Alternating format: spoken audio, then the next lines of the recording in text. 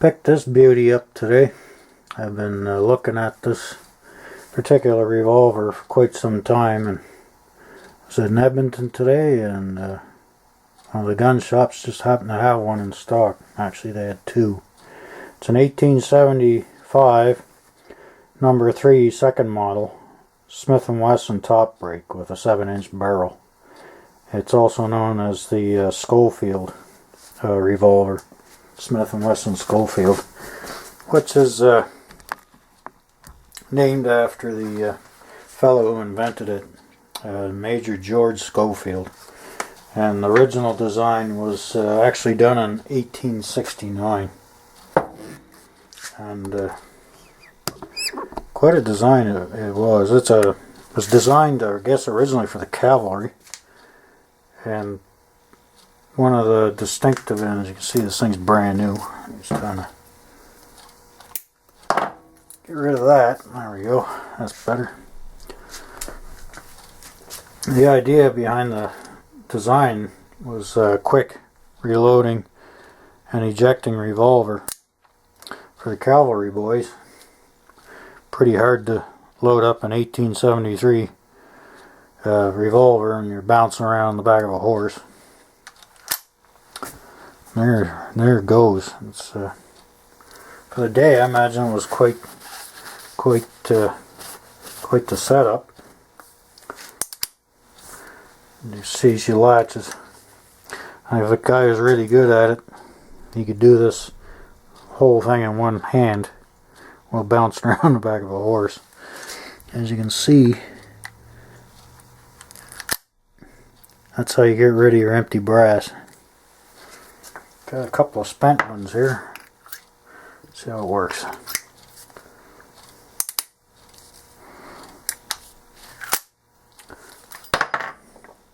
Yeah, it works. This is one slimy gun. Brand new. Just took it out of the box today. And it's a single action, of course.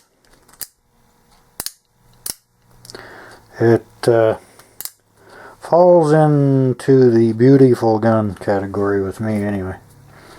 And it's gorgeous. Absolutely gorgeous revolver. It's not too bad. It's a little bit actually, I can't say that. It's actually balanced quite nice.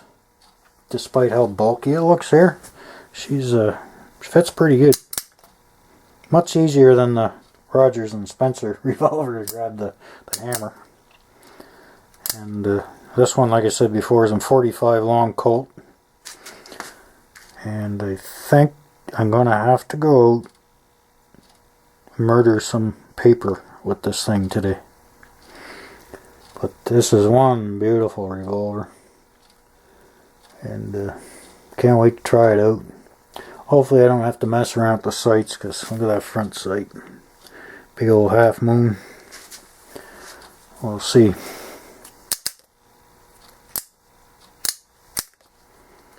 She's quite the beauty. The only thing I notice about this particular Uberti compared to the other ones, the wood on the grip is not varnished, which is normally what you see with Pieta. I don't know if they did that for originality or they're cheaping out. And I'll tell you something, this is not a cheap revolver. Even in the US you're going to pay about $1,000 for this sucker. And it's a good way to take that next step to a divorce. But I am very pleased with the fit and finish, which is typical of Uberti.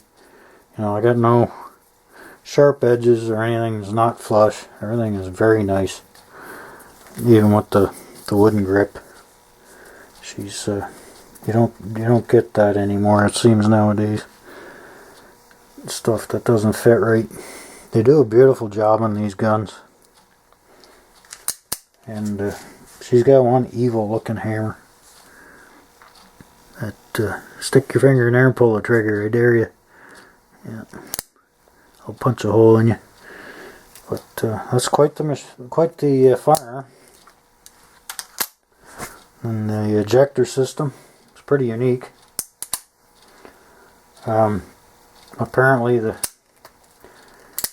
couple of famous folks from the day, Jesse James, I guess, suppose they've carried a couple of these. And I guess if you're in that line of work, the getting rid of those spent shells and getting some new ones in there quickly is probably a bonus.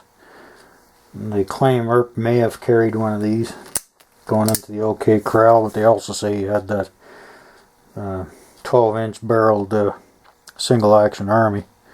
All kinds of stories about that. That's neither here nor there. The United States Cavalry carried these, and some famous murderers and thieves carried these. And now I got one. And this one's by Uberti. And I can't wait to take this sucker out and start popping holes in paper.